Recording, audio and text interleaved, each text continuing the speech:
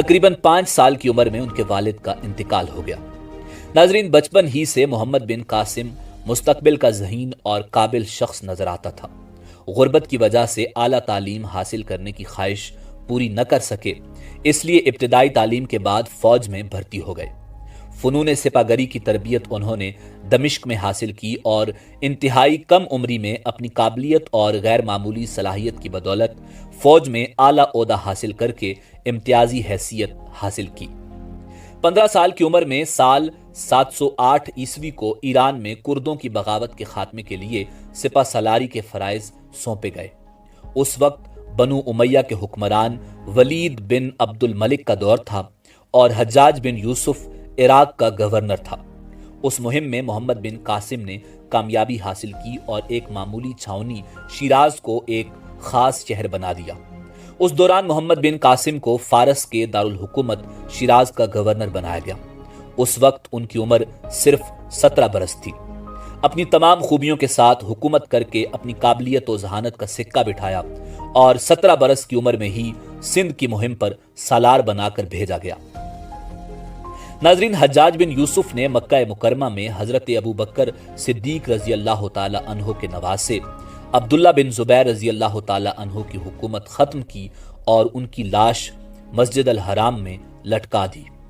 پھر وہ عراق گیا اور حضرت ابو بکر صدیق رضی اللہ تعالی عنہ کے بھانجے کے بیٹے عبد الرحمن بن محمد کے خلاف جنگ کی، جنہوں نے حجاج بن یوسف کے خلاف بغاوت کا اعلان کیا تھا کیونکہ حجاج ایک ظالم ترین شخص تھا۔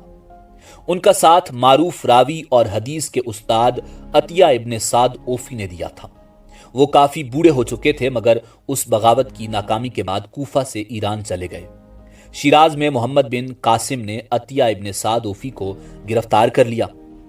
ناظرین، تہذیب التہذیب میں حافظ ابن حجر اسقلانی، طبقات الکبریٰ میں ابن سعد اور تاریخ طبری میں علامہ ابی جعفر محمد بن جریر المعروف الطبری لکھتے ہیں، حجاج بن یوسف نے محمد بن قاسم کو خط لکھا کہ حضرت عطیہ بن سعد اوفی کو طلب کر کے ان سے حضرت علی کرم اللہ وجہ الکریم پر سب و شتم کرنے کا مطالبہ کرے، اور اگر وہ ایسا کرنے سے انکار کر دیں تو ان کو 400 کوڑے لگا کر داڑھی مونڈ دے۔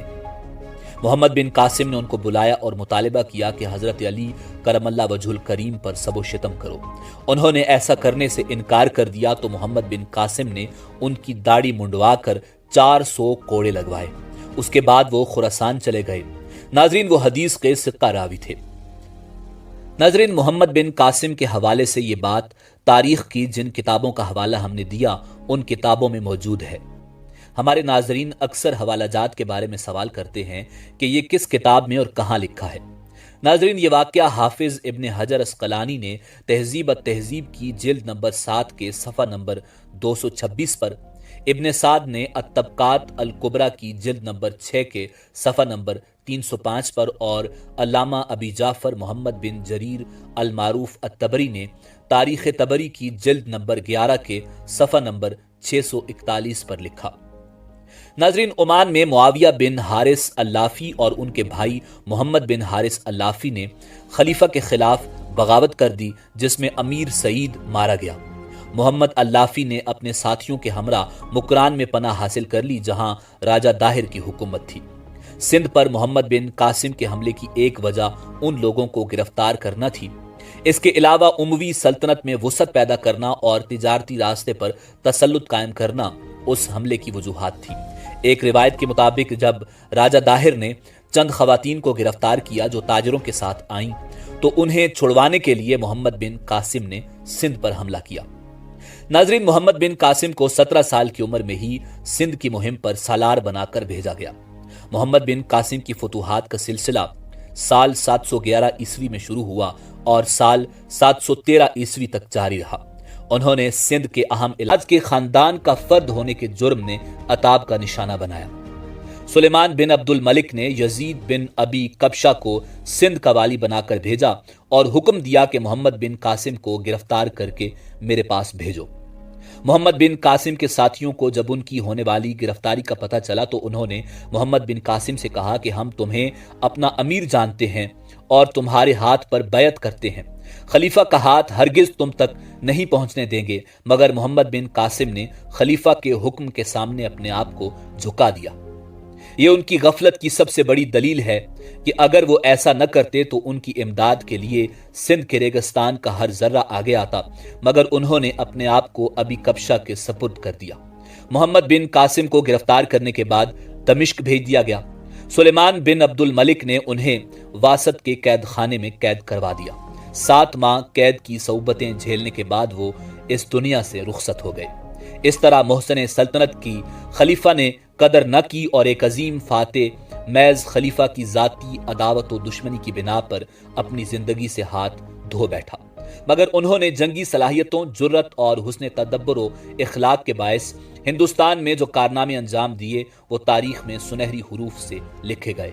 उनकी मौत से दुनिया इस्लाम को अजीम नुकसान पहुंचा। नाजरीन, मोहम्मद बिन कासिम सिंध में तकरीबन 4 साल रहे।